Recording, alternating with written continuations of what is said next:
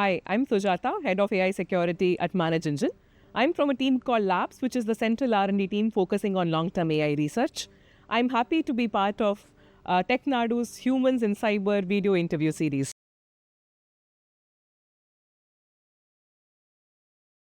At ManageEngine, we feel the human-AI partnership is going to be the key for success in AI in security.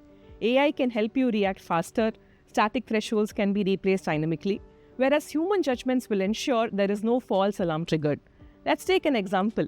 Let's say your forecasting engine tells you the outage could possibly last a week. But in reality, when the human judgment comes in, they can tell you that this was probably a planned maintenance activity that went unlocked in the system. This way, when there's a case of real-time decision making, you can ensure you get the right prediction without any false positives.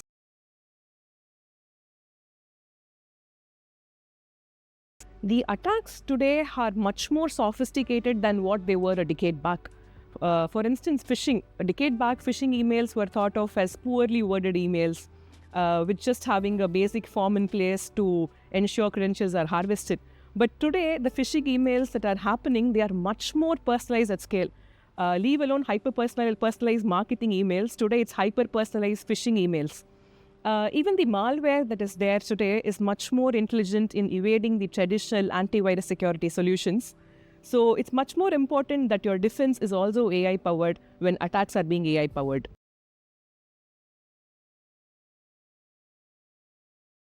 So when it comes to threats, there is no one solution fits all. Our recommendation would be to have AI powered in all your defense mechanisms.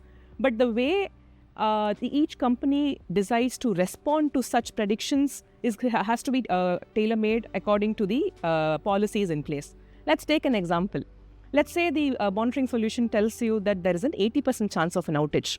The way the organization might want to respond is that they might want to, intimate the CTO, be prepared in case there's a full-fledged outage. But in case the monitoring solution tells you there's only a 60% chance of an outage, you might just want to sit and debug the scenario before it becomes a full-fledged outage. So here we see AI has to be there at every step. It is just that the response after the AI's prediction is going to be differing.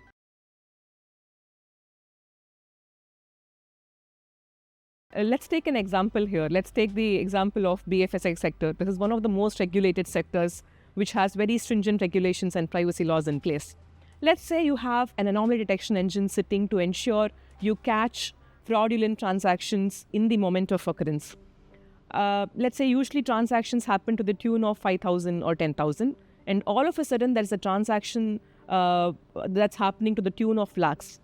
The anomaly detection engine is definitely going to mark this as a suspicious transaction because it's a huge deviation from the baseline normal.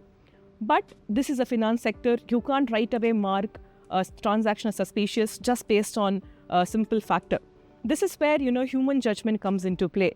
In reality, a customer might have already informed the branch manager or the relationship manager that they are going to make a financial transaction, which is going to be of higher denomination than what they usually do.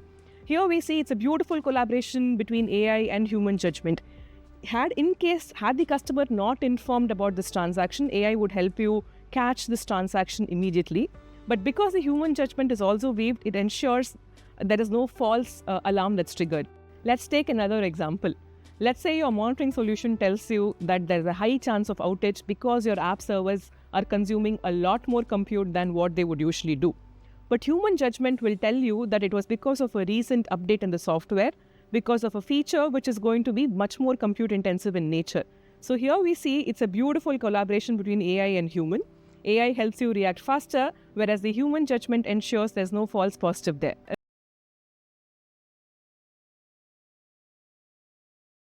Security is one field which is going to be a marathon and not a battlefield. Your defense has to be right 100 on 100 times, but it's only for the attacker to get it right 1 on 100 times. So it's important to get this mindset right. It's important to stay on top of things, what sort of attacks are happening, what are the defense mechanisms used, so that in case you have such issues in the future, you have a prepared battleground ready.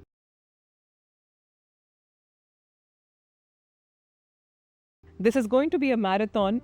It's important, sometimes to take a step back, It could be something like going for a coffee break, taking a long walk, so that when you're back with a fresh perspective, and it will help you clear things and come back with a better viewpoint.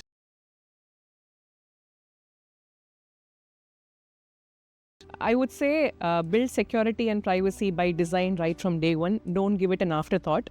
And this is one field which evolves at a rapid pace. So it's important to stay on top of things, understand the nature of attacks, how they're evolving, what the defense mechanism is to be.